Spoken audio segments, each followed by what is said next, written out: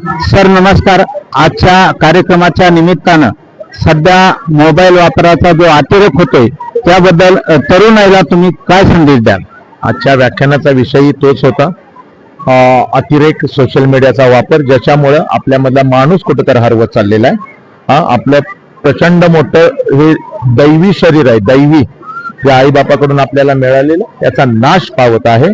नाती सगळी संपुष्टात येत आहेत, नाती तुटत आहेत आणि माणसामधला माणूस कुठेतरी हरवत आहे. आई आणि बाप सुद्धा या सोशल मीडियामध्ये आपण हरवून बसलेलो आहोत. आणि आता तोच विषय होता जो आपण आता तरुणांना दाखवत होतात लाईव्हच्या माध्यमातून.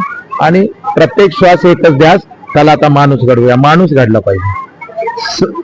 सर तुम्ही छान वेगवेगळे महाराष्ट्रभर कार्यक्रम घेत आहात, तर या कार्यक्रमाचा आपला मुख्य उद्देश काय आहे? माणूस जागा झाला पाहिजे, माणसामधला माणूस जागा झाला पाहिजे. लेकरांना आईबाप कळायला पाहिजे. 2 मार्क्स कमी पडले तर चालतील, पोरग नापास झालं तरी चालेल, पण संस्कार असले पाहिजे. मार्कांचा ढीग आम्ही रचत गेलो, चंद्रावरती तिरंगा गेला, पण अजूनही वृद्धाश्रम या मातीत आहेत. आम्हाला थोडीशी लाज वाटली पाहिजे. सर मला वाटतं जवळपास 2 वेळेस आमच्या दिंडूरमध्ये तुमचे छान कार्यक्रम झाले, तर आमच्या दिंडूर नगरी बद्दल 2 शब्द. ओमप्रकाश शेट्टी साहेब माझे खास मित्र आहेत, माझ्या काळजातले मित्र आहेत, माझा सखा आहे, सहकारी आहेत. माझा बंडूदादा माझा मित्र आहे. आणि प्रत्येक वेळेला या नगरीतल्या लेकरांना चांगलं म्हणजे संस्कार मिळाले पाहिजेत. मार्क्स काय येतील जातील, यश येईल अपयश येईल, तसाला माणूसच नाही. आज आई बापाला मिठी कोणतं गुगल देऊ शकणार नाही, कोणतं विज्ञान देऊ शकणार नाही.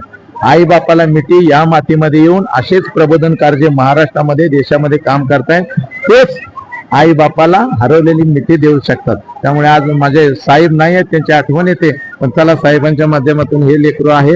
आणि अतुल माझा म्हणजे 100 वर्ष त्याला आयुष्य मिळावं, पण मरणाच्या दारात असताना सुद्धा आपल्या लेकरांच्यासाठी आपल्या समाजासाठी विचार करणारी ही पोर आहे.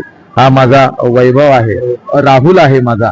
हा लक्षात घ्या, ही लेकरं म्हणजे आम्ही तर मोठं झालोच पाहिजे, पण आमच्या बरोबर आमचा समाज आणि आमची लेकरं मोठी झाली पाहिजे. असा कुठेतरी एक आतून उचललेला हा विडा आहे, लक्षात घ्या.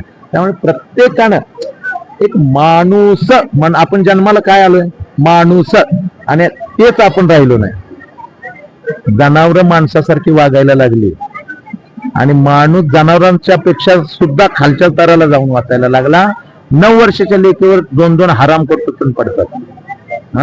इतकं काय करू नका, दाखवा त्या नीच माणसांना हरामीला. धन्यवाद सर. ज्योतिताई, आपण दिंडूरच्या सरपंच म्हणून चांगलं काम केलेलं आहे आणि या शाळेसाठी एक महिला प्रतिनिधी म्हणून देखील आपण खूप छान काम करतात.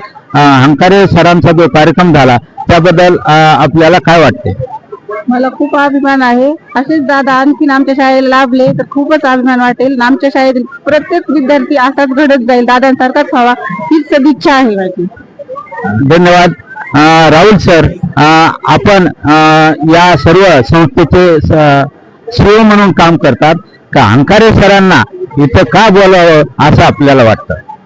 माझं गतवर्षी गेल्या वर्षीच बोलावण्याचा विचार होता, पण सरांनी थोडं आमचं ऍप्लिकेशनचं काम असल्यामुळे म्हणजे आपलं काम होऊ द्या, आमचं ते काम झालं आणि तात्काळ मनावर घेऊन लगेच बोलवलं. धन्यवाद सर. आज वसंतराव हंकारे सर यांचा चंद्रभागा पोद्दार लर्नर स्कूलमध्ये सुंदर असा व्याख्यानाचा प्रबोधनपर कार्यक्रम झाला. PN मराठी न्यूज, प्रकाश काशी, दिंडूर.